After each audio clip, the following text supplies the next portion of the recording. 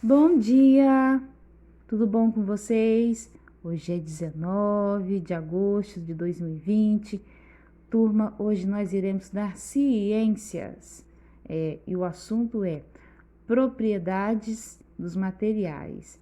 Então, a tia Karina vai fazer um breve resumo dessas propriedades desses materiais e também terá mais vídeos explicativos, tá bom, crianças?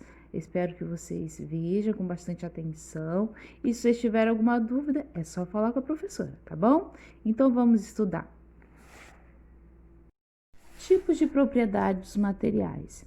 Nós vamos falar um pouco sobre densidade, solubilidade, elasticidade, dureza, condutibilidade térmica, propriedade magnética e condutibilidade elétrica. Então, a tia Karina vai falar um pouquinho de cada um, tá bom? Densidade. A densidade é uma propriedade física da matéria. Tudo aquilo que ocupa lugar no espaço que possui massa. Densidade. A densidade é uma das propriedades físicas da matéria, tudo aquilo que ocupa lugar no espaço e que possui massa. As propriedades físicas são características determinadas por meio do estudo de um material, sem que ela transforme em outra. No caso específico, a densidade, sua determinação depende do conhecimento de duas variáveis muito importantes: o peso, que é representado pela letra P, e o volume, representado pela letra V. Vocês devem estar se perguntando, por que conhecer a densidade de um material é importante, não é mesmo? A resposta é simples. Conhecer a densidade é importante porque a propriedade utiliza, por exemplo, para explicar o porquê uma matéria flutuar e outra quando ambas são líquidas ou quando uma é sólida e outra é líquida. Um exemplo é quando colocamos em um mesmo recipiente certa quantidade de água com uma quantidade de óleo. O óleo flutuará sobre a água, como é mostrado na imagem seguinte. Resultado da mistura formada por água e óleo em um recipiente. Aqui está a água e aqui está o óleo. Vocês estão observando?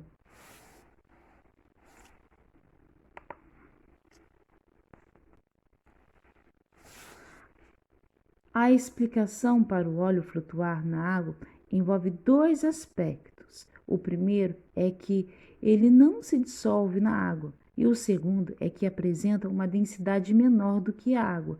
Assim, sempre que compararmos a densidade entre materiais, é importante também conferir a solubilidade, que é uma propriedade de um material que apresenta em dissolver outro. Podemos ainda modificar a densidade de um material dissolvendo outro nele. Quando dissolvemos o cloreto de sódio na água, quando um material é dissolvido em outro, a tendência é que a densidade aumenta. Veja o caso abaixo. Aqui, crianças, vocês podem observar, né? Aqui está o ovo dentro da água normal, aí adicionou sal. Olha o que aconteceu com esse ovo. Esse ovo começou a flutuar. Agora vamos ver a explicação por que aconteceu isso. Quando colocado em água, um ovo de galinha afunda porque sua densidade é maior do que o líquido. Se dissolvermos o cloreto de sódio na água, a densidade desse líquido aumenta e, consequentemente, o ovo deverá flutuar. Outra curiosidade interessante é que a mudança de temperatura também pode modificar a densidade de uma matéria, no caso, o ar, por exemplo. É por isso que equipamento de ar-condicionado é posicionado na parte de cima da parede, justamente porque o ar frio tem a maior densidade que o ar quente, e assim o ar frio desce e o quente sobe, e possibilita refrigerar melhor o ambiente. Entre volume e densidade. É importante primeiro para isso você entender a diferença entre peso e massa, para ficar mais fácil de você compreender o resto dessa explicação. Então clica aqui para você ver o início desse vídeo. Caso você já tenha visto, então vamos lá. Volume é mais fácil. É aquela velha pergunta. Já devem ter te perguntado isso quando você era pequeno em algum momento da sua vida. O que pesa mais, 1 quilo de chumbo ou 1 quilo de algodão? A resposta, os dois pesam igual. Por quê? Porque os dois têm 1 quilo, né? Então, o peso é igual. A única diferença é o volume. Isso é volume, está evidente neste vídeo. Volume é o espaço ocupado pelo corpo, certo?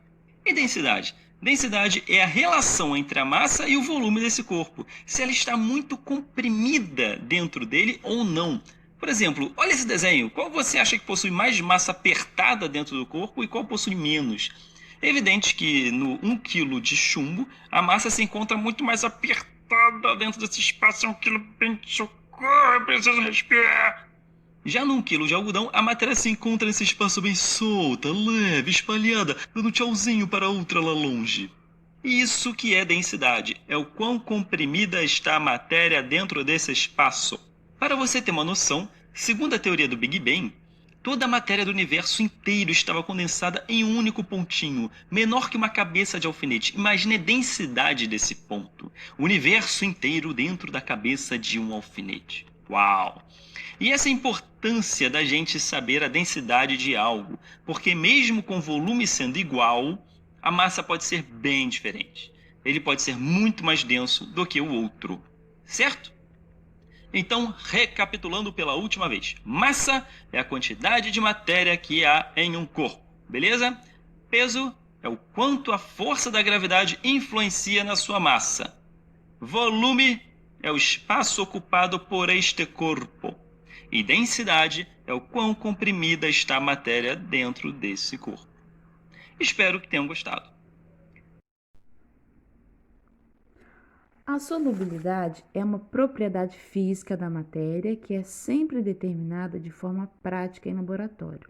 Ela está relacionada com a capacidade que um material denominado de soluto apresenta a ser dissolvido por outro ou solvente.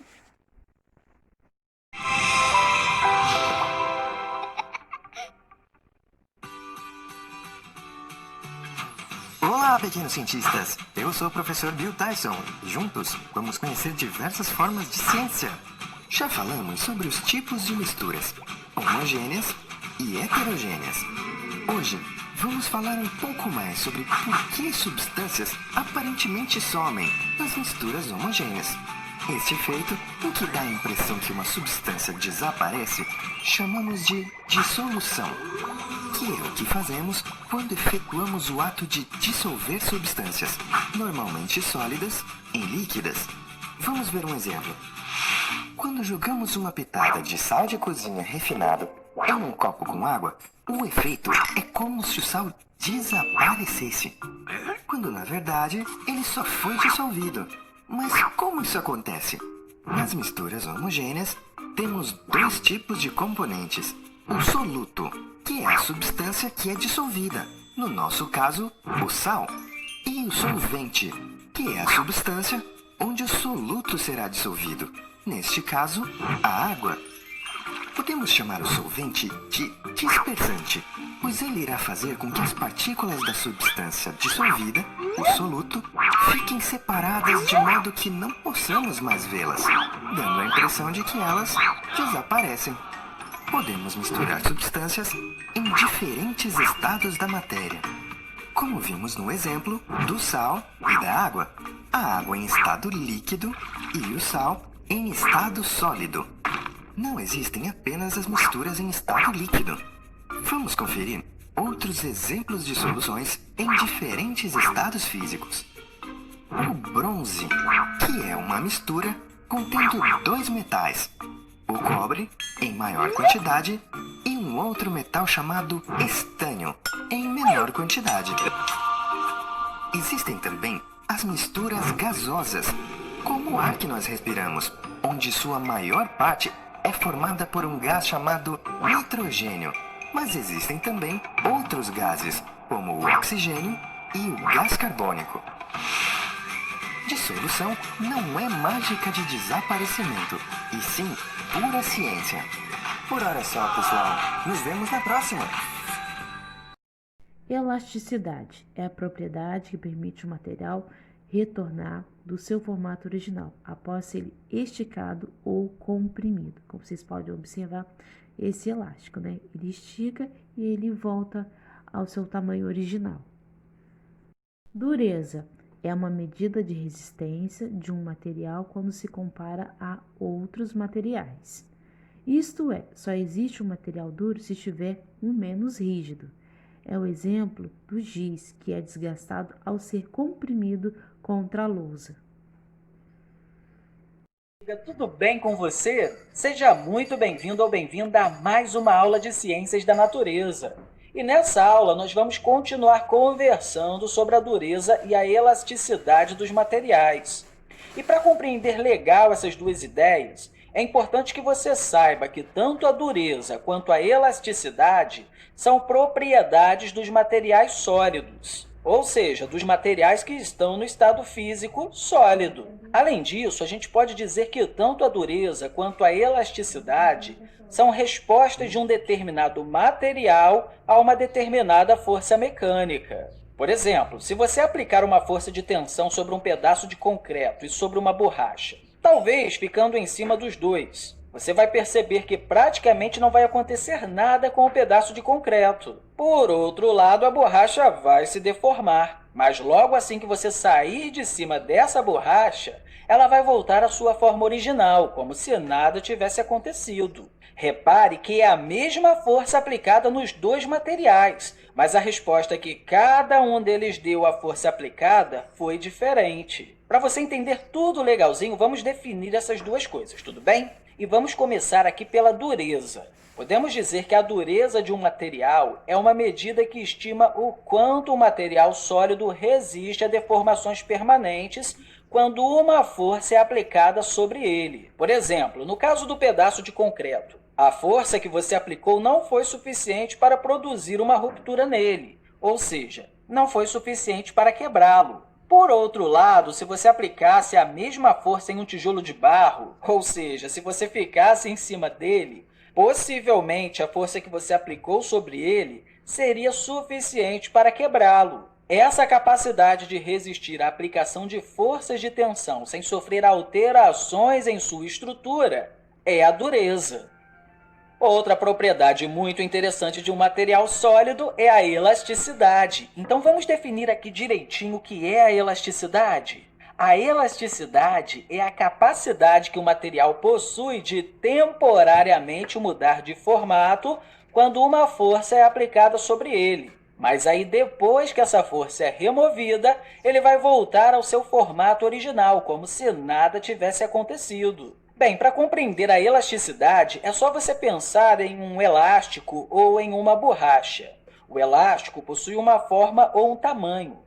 Se você aplicar uma força sobre ele, talvez esticar o elástico, ele vai se deformar, vai mudar a sua forma.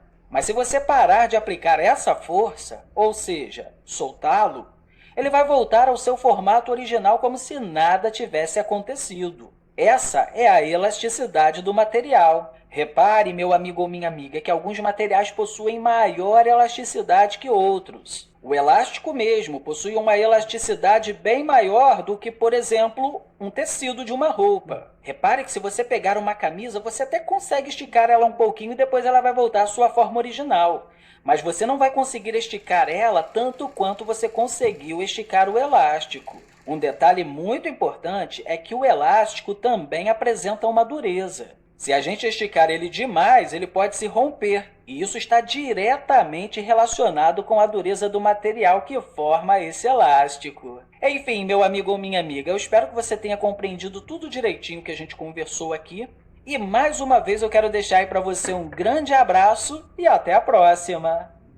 Condutibilidade térmica é uma característica da natureza do material correspondente à quantidade de energia, sob forma de calor, que passa em segundos. Os materiais, por exemplo, são materiais que conduzem o calor com maior facilidade e por isso são chamados de bons condutores. É o exemplo do metal, vocês estão observando? Vocês sabem, né, que a panela ela recebe muito calor. Disseminação ou espalhamento do calor. Isso pode ocorrer através da própria estrutura do objeto ou de um objeto para outro. De forma espontânea, a transferência de calor sempre ocorre de um local com maior temperatura para outro com menor temperatura. E se processa por condução, por convecção ou por radiação.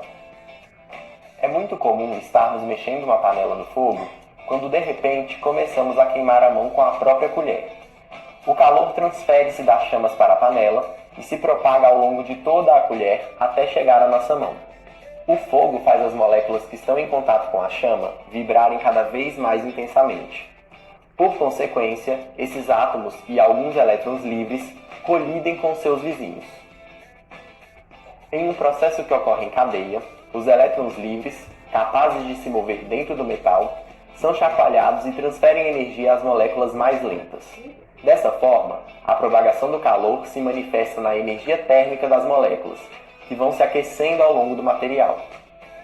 Como o calor é conduzido por meio das colisões entre átomos e elétrons, esse processo é chamado de condução. Nele, a energia é transferida diretamente entre moléculas vizinhas, de modo que não há deslocamento das mesmas. A eficiência no processo de condução depende das ligações e da estrutura atômica ou molecular do material por onde o calor deve ser conduzido. Os metais, em geral, possuem elétrons fracamente ligados na parte mais externa da sua eletrosfera. Por conta disso, esses elétrons encontram-se com mais liberdade para transportar a energia por meio de colisões. Dessa forma, os metais são ótimos condutores de calor. Por outro lado, alguns materiais possuem os elétrons mais externos aos átomos mais fortemente ligados. Por conta disso, não transmitem calor de forma eficaz e são conhecidos como isolantes térmicos. Esses materiais são utilizados para dificultar a passagem de calor ao diminuir a sua taxa de transmissão, que ocorre mais gradualmente. Dessa forma, isolamento térmico apenas torna mais lenta a transferência de calor. Caixas de isopor, por exemplo, são utilizadas para manter a temperatura de bebidas geladas, dificultando a entrada do calor vindo do ambiente. Isolante térmico. A maioria dos líquidos e dos gases são maus condutores de calor. Isso ocorre porque os átomos estão mais espaçados, dificultando as colisões que permitem a condução. O ar, em especial, é um péssimo condutor de calor. A taxa de transmissão de calor através de um material é chamada de fluxo de calor. Essa taxa representa a quantidade de calor que passa de uma face a outra de um condutor em determinado tempo, e é representada pela letra grega φ maiúsculo.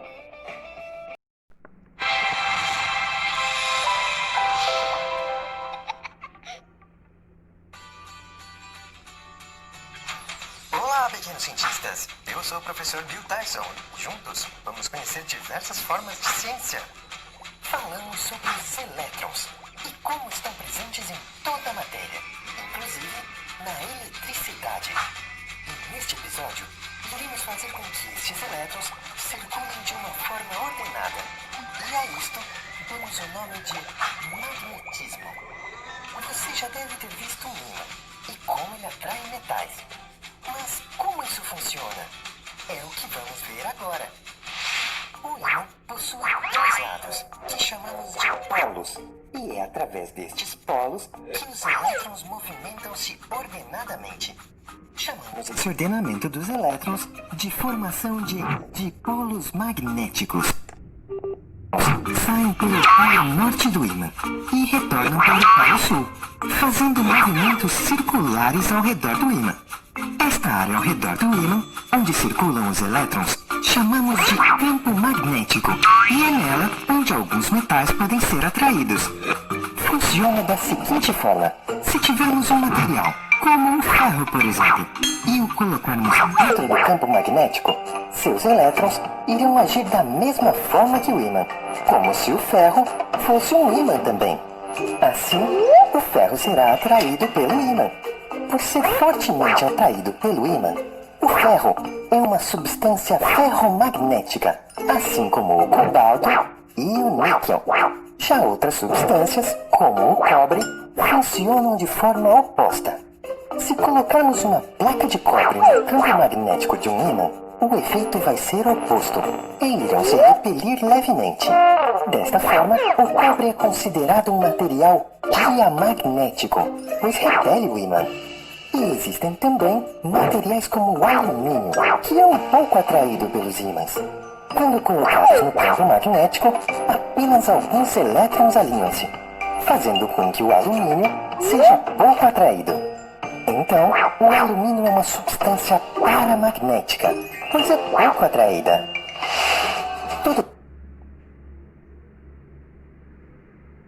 Já que possuem elétrons. Mas o que define se atraem ou repelem outros materiais é a constituição química, ou seja, os átomos dos elementos que formam os materiais. Enfim, é a forma ordenada como se comportam estes elétrons dentro dos seus átomos. Por hora é só, pessoal. Nos vemos na próxima! Condutibilidade elétrica são fios elétricos aos aparelhos eletrônicos, que são feitos em materiais capazes de conduzir a corrente elétrica. Ei, Matias, o que aconteceu? Por que você está com essa cara? É que a minha mãe brigou comigo. Por quê? Você se lembra da tempestade de ontem? Ai, lembro sim. Foi terrível. Na minha rua, caíram muitos galhos de árvore e um deles rompeu um cabo de eletricidade. E por que a sua mãe repreendeu você? Porque estávamos caminhando, vi o cabo no chão e, para mostrar para ela, corri para pegá-lo. Quando eu estava quase encostando nele, minha mãe gritou tanto comigo que fiquei até gelado.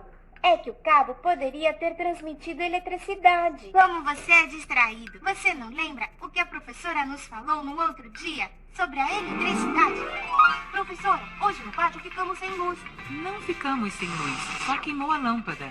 O que acontece quando ficamos sem luz? Que pergunta interessante. Primeiro vamos todos pensar o que é a eletricidade. Alguém pode me dizer o que é a corrente elétrica? É alguma coisa que passa dentro dos cabos.